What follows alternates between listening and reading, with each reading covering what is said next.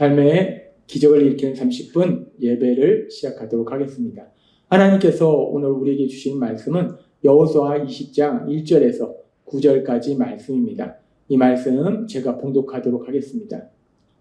여호와께서 여호수아에게 말씀하여 이르시되 이스라엘 자손에게 말하여 이르기를 내가 모세를 통하여 너에게 말한 도피성들을 너희를 위하여 정하여 부지 중에 실수로 사람을 죽인 자를 그리로 도망하게 하라. 이는 너희를 위해 피해 보복자를 피할 곳이니라. 이 성읍들 중의 하나에 도피하는 자는 그 성읍에 들어가는 문 어귀에 서서 그 성읍의 장로들의 귀에 자기의 사건을 말할 것이요 그들은 그를 성읍에 받아들여 한 곳을 주어 자기들 중에 거주하게 하고 피해 보복자가 그의 뒤를 따라온다 할지라도 그들은 그 살인자를 그의 손에 내주지 말지니 이는 본래 미워함이 없이 부지 중에 그의 이웃을 죽였습니다. 계속해서 그 살인자는 회중 앞에 서서 재판을 받기까지 또는 그 당시 대제사장이 죽기까지 그 성읍에 거주하다가 그 후에 그 살인자는 그 성읍 곧 자기가 도망하여 나온 자기 성읍 자기 집으로 돌아갈지니라 하라 하시니라. 이에 그들이 납달리의 산지 갈릴리 게데스와 에브라임 산지의 세겜과 유다 산지의 기앗 아르바 곧 헤브론과 여리고 동쪽 요단 저쪽 루벤 지파 중에서 평지 광야의 베셀과 갓 지파 중에서 길란 라못과 므낫세 지파 중에서 바산 골란을 구별하였으니 이는 곧 이스라엘 모든 자손과 그들 중에 거류하는 거류민을 위하여 선정된 성읍들로서 누구든지 부지 중에 살인한 자가 그리로 도망하여 그가 회중 앞에 설 때까지 피해 보복자의 손에 죽지 아니하게 하기 위함이라. 아멘. 오늘도 이 시간 우리를 사랑하신 하나님, 우리에게 말씀하실 때 하나님의 말씀을 듣기 전에 잠시 기도하는 시간 갖도록 하겠습니다. 하나님 아버지 감사합니다. 언제나 연약한 저희들, 어리석은 저희들, 미련한 저희들, 그러나 그럼에도 불구하고 하나님 저희를 사랑하사 하나님의 말씀을 듣게 하시고 비록 우리가 어리석고 미련할지라도 말씀을 통해서 다시 한번 하나님이 예비하신 참된 진리의 길로 나아갈 수 있도록 은혜 베풀어 주시니 감사합니다. 하나님 아버지, 우리 예수님 우리에게 말씀하신 것처럼 진리가 너희를 자유케 하리라는 말씀처럼 하나님이 주신 말씀, 그 말씀의 진리 안에 거함으로 인해서 우리가 하나님이 주신 자유를 마음껏 누리고 하나님의 크신 영광을 나타내는 저희가 될 수 있도록 은혜 베풀어 주옵소서. 예수님의 이름으로 감사하며 기도드리옵나이다. 아멘. 우리가 읽은 말씀은 도피성 제도에 대한 말씀이에요. 하나님은 공의의 하나님이시기 때문에 죄를 지은 자에 대해서는 반드시 벌을 주시는 하나님이세요. 그런데 그 하나님이 지금 살인이라는 엄청난 죄를 지은 사람에 대해서 출애굽의 말씀처럼 십계명의 말씀처럼 살인하지 말라라고 분명히 하나님 말씀하셨는데 그 말씀을 어기는 엄청난 죄를 지었는데 그런데 그 죄인에 대해서 불쌍히 여기시고 그에게 살 길을 열어주시는 하나님의 크신 사랑이 나타나는 것이 도피성이에요. 그래서 여기서 모든 살인자를 불쌍히 여기시고 그 죄를 용서하시는 것이 아니라 어제도 우리에게 말씀하신 것처럼 부지 중에 실수로 살인하자.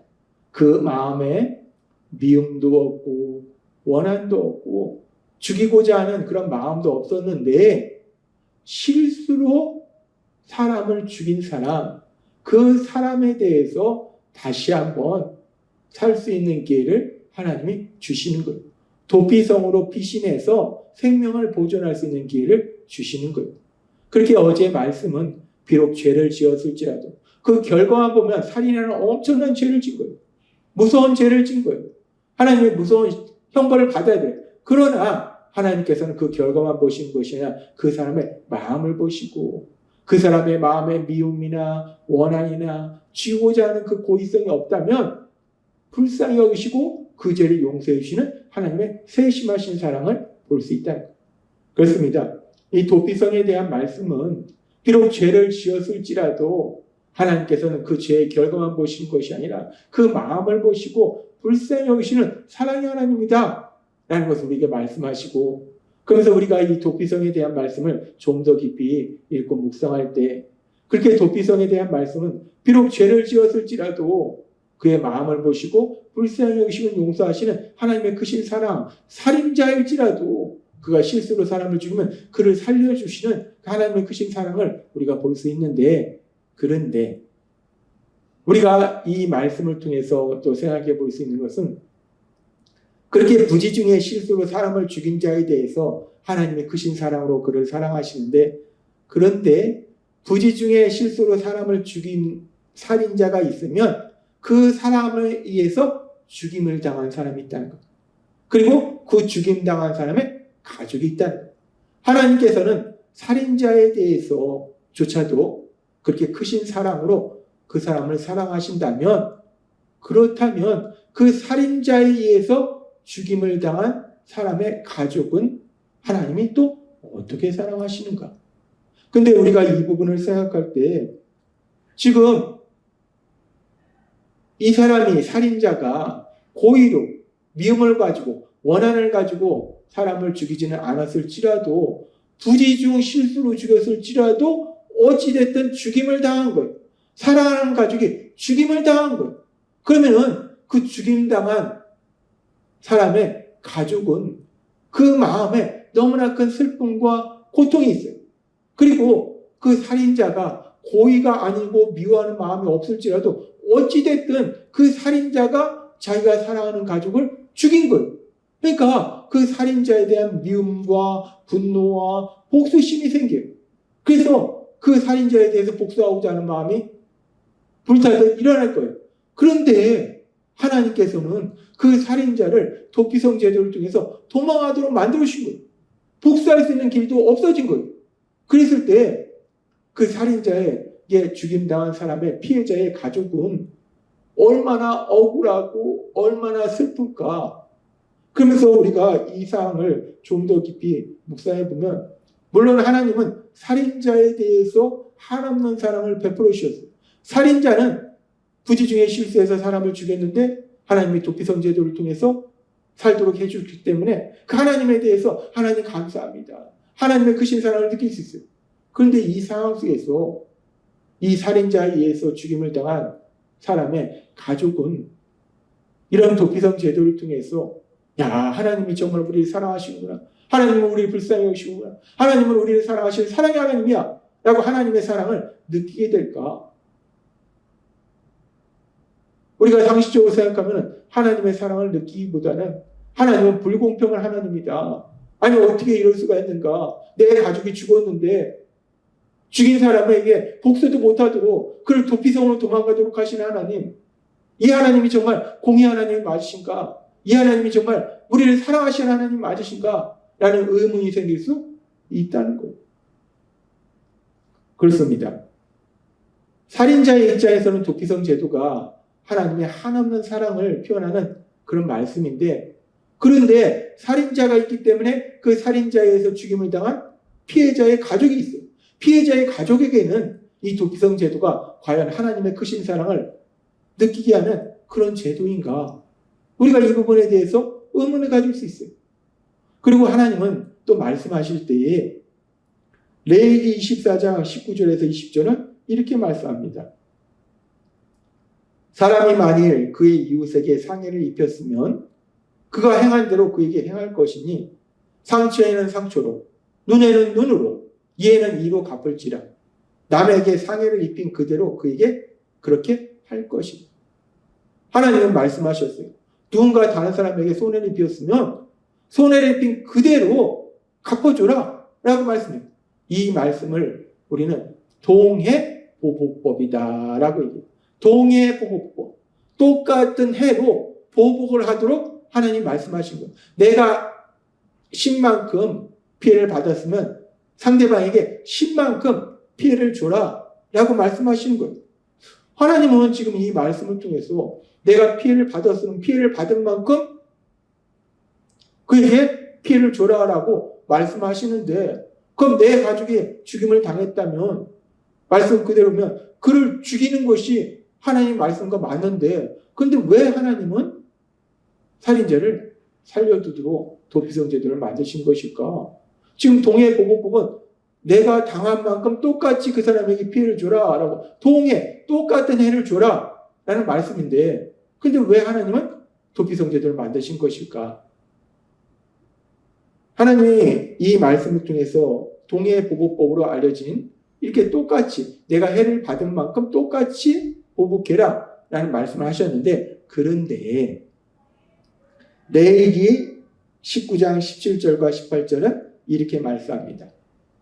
너희는 마음으로 너희 형제를 미워하지 말고 그것 때문에 죄를 짓지 않도록 그와 맺힌 것이 있으면 풀어라. 또 너희는 원수를 갚지 말고 너희 동족에게 앙심을 품지 말며 너희 이웃을 너희 몸과 같이 사랑하라. 나는 여호와이다. 하나님이 동해보고법 레위기의 말씀을 통해서 피해를 본 만큼 똑같이 해를 줘라 라고 말씀해놓고 레위기 19장에는 또 말씀할 때 미워하지 말고 원수를 갚지 마라 라고 말씀한다는 거예요. 지금 동해보고법의 말씀과 지금 레위기 19장의 말씀이 충돌하는 거예요. 그럼 어떤 말씀이 맞는 것인가? 우리가 이 말씀을 묵상해 볼 때 많은 성경학자들이 얘기할 때 동해보고법의 말씀은 내가 해를 받은 만큼 똑같이 해를 줘라 라는 말씀은 내가 해를 10만큼 받았으면 10만큼 해를 줘도 된다 라는 말씀이 아니라 내가 10만큼 해를 받았으면 10만큼만 상대방에게 해를 가해라 라는 말씀이라는 무슨 말씀이냐면 인간은 연약하기 때문에 내가 10만큼 피해를 받았으면 그 10에 대해서 더해서 감정이 더해져서 20, 30, 40만큼 상대방에게 해를 가한다는 거예요. 하나님이 동해보고법은 지금 레위기에서 해를 받은 만큼 그 사람에게 해를 줘라는 말씀은 해를 받았으면 그 사람에게 똑같이 해를 줘도 된다라는 말씀이 아니라 인간의 연약함을 아시기 때문에 내가 10만큼 해를 받았는데 나는 30만큼 100만큼 상대방에게 해를 가하는 것이 인간의 연약함이기 때문에 그러지 말고 네가 10만큼 해를 받았다면 그에게 해를 주고 싶다면 10만큼만 네가 받은 만큼만 해를 가하라라는 말씀이라는 거예요. 그리고 사실 이 말씀은 반드시 보복하라는 말씀이 아니라 지금 레위기 19장의 말씀처럼 원수를 네가 갚지 말라, 미워하지 말라라는 말씀이에요. 하나님은 말씀합니다. 원수를 갚지 말라, 미워하지 말라라고 말씀하세요. 그 말씀은 왜 원수를 갚지 말고 미워하지 말라고 말씀하시는가? 우리가 세상을 살다 보면 삶 속에서 만난 이런 일 저런 일로 인해서 누군가가 나에게 피해를 줬을 때 그 사람에 대한 미움, 분노가 우리 마음에 불같이 일어날 때가 있어요. 그래서 우리가 누군가에 대해서 미워하고 분노하는 그 마음으로 살아갈 때가 있어요. 복수하고자 하는 마음으로 살아갈 때가 있어요. 그런데 문제는 우리 마음에 미움이 있고 분노가 있고 복수하고자 하는 마음이 있을 때 우리가 그 사람에 대해서 복수했을 때 결국 우리도 똑같은 죄를 짓고 우리에게 벌이 임하는 것이고 또 중요한 것은 우리가 복수는 하지 않을지라도 우리 마음에 그 사람에 대한 미움과 분노를 가지고 살아가면 우리가 미워하고 분노하는 그 사람이 고통스러운 것이 아니라 미워하고 분노의 마음을 가지고는 내가 고통스럽다. 내가 누군가를 미워하고 누군가에 대해서 분노의 마음을 가지고 있을 때 내가 미워하고 분노의 마음을 가지고 있기 때문에 그 사람이 일을 하다가도 일도 안 되고 몸도 아프고 고통받느냐? 아니에요. 그 사람은 아무런 고통을 받지 않아요. 미워하고 분노의 마음을 가지고는 내가 고통스럽다. 내가 잠도 제대로 못 자고 밥도 제대로 못 먹고 내가 고통스럽다. 내가 내 마음에 미움이 있고 분노가 있으면 내가 결국 고통 속에 살게 된다. 부지 중에 살인한 자로 인해서 가족이 죽임을 당했을 때 내 마음에 그에 대한 미움과 분노가 있고 복수의 마음이 있으면 그러면 결국 내가 고통스럽다는 거예요. 가족이 부지 중에 죽임을 당해서 그로 인해서도 고통스러운데 그 고통과 더불어서 죽인 자에 대한 미움과 분노와 복수의 마음으로 인해서 더 마음이 황폐해지고 더 고통 속으로 들어간다는 거예요. 그래서 하나님은 단순히 살인자를 사랑하시는 마음이 아니라 더 나아가서 그 살인자에 의해서 갑자기 가족을 잃게 된 피해자의 가족, 그 가족을 사랑하시는 마음이 도피성제도에 있다는 것. 미워하거나 분노하거나 복수로 불타는 것이 아니라 그 마음에 하나님의 사랑과 위로로 채워져서 그 마음에 다시 한번 부지 중에 살인한 자를 용서하는 마음이 있다면 그것은 살인한 자에게 복이 아니라 피해자 가족, 미움과 분노의 마음이 아니라 그 사람을 용서하는 마음을 가진 그 사람, 피해자 가족에게 더 큰 복이라는 것. 그래서 하나님이 도피성 제도를 만드셨다는 것.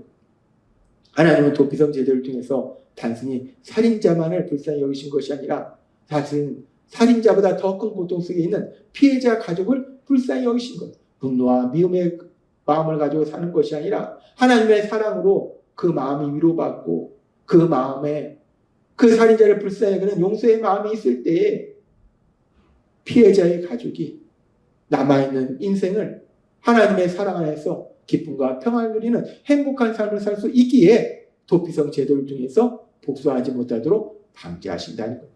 우리는 이 도피성 제도를 통해서 하나님의 놀라우신 사랑을 볼 수 있어요. 살인자를 불쌍히 여기신 하나님의 사랑, 그리고 거기에 더해서 피해자의 가족을 더 불쌍히 여기신 하나님의 사랑, 그 놀라우신 사랑, 그 세심하신 사랑을 볼 수 있다는 것. 그 사랑이 오늘을 살아가고 있는 우리의 삶 속에 계속해서 임하고 있음을 믿습니다. 따라서 우리 하나님을 믿음으로 해서 그렇게 세심하신 사랑으로 우리를 사랑하신 그 사랑을 마음껏 체험하시는 여러분이 되시길 주님의 이름으로 축원합니다. 기도하겠습니다. 하나님 아버지 감사합니다. 오늘도 주신 말씀처럼 부지 중에 살인한 자만 사랑하신 것이 아니라 그 살인한 자로 인해서 죽임을 당한 가족을 둔 그 피해자 가족을 사랑하신 하나님의 그 크신 사랑, 그 사랑을 다시 한번 기억하게 하시니 감사합니다. 예수님의 이름으로 감사하며 기도드리옵나이다. 아멘. 하나님께서 우리에게 주신 말씀을 묵상하면서 조용히 기도하는 시간 갖도록 하겠습니다.